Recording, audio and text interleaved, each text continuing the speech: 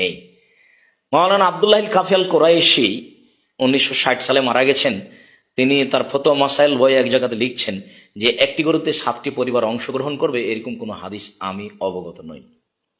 ইমাম মালিক রাহিমাহুল্লাহ একটি পরিবার 7টি পরিবারের পক্ষ থেকে একটি প্রাণী কুরবানি করাকে জায়েজ মনে করতেন না, তিনি অপছন্দ করতেন। আমি খাকসার নিজের কথা বলছি, আমি প্রায় 18-20 বছর থেকে ফতোয়া কলমে লিখে আসছি, তাতে আমার অবগতিতে আসেনি যে 7টি পরিবারের পক্ষ থেকে একটি পশু কুরবানি করতে হবে। সেটা হলো এই যে ভাগে কুরবানি চলবে কি না। জাবের রাদিয়াল্লাহু তাআলা আনহু বলেন, রাসূল সাল্লাল্লাহু আলাইহি ওয়াসাল্লাম বলেছেন, আল বাকারাতু আন সাবাতিন আল জাজুরু আন সাবাতিন, গরু 7 জনের পক্ষ থেকে আর উট 7 জনের পক্ষ থেকে।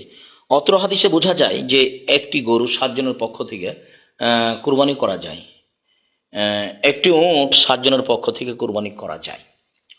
ইবনে আব্বাস রাদিয়াল্লাহু তাআলা আনহু বলেন, কুন্না মা'আন নবী সাল্লাল্লাহু আলাইহি সাল্লাম ফি সাফারিন, আমরা একদা আল্লাহর নবীর সাথে এক সফরে ছিলাম। ফা হাজার আল আজহা, কুরবানির সময় চলে আসলো। ফাস্তারাকনা ফিল বাকারাতে সাবাতুন অল বাইরে আশারাতুন, আমরা গরুতে 7 জন অংশগ্রহণ করলাম আর উটে 10 জন অংশগ্রহণ করলাম। সম্মানিত দিনী ভাই বোন, অত্র হাদিসগুলি আবার এভাবে এসেছে, রাসূল সাল্লাল্লাহু আলাইহি ওয়াসাল্লাম বললেন, তোমরা একটি গরুতে 7 জন শরিক হও, একটি গরু একটি উটে 10 জন শরিক হও, এ কথা বললেন। যা ছিল সফরের ব্যাপার এবং যা ছিল জন পক্ষান্তরে মানুষ তার পরিবারের পক্ষ থেকে এবং তার পক্ষ থেকে কুরবানি করবে, তার হাদিস স্পষ্ট।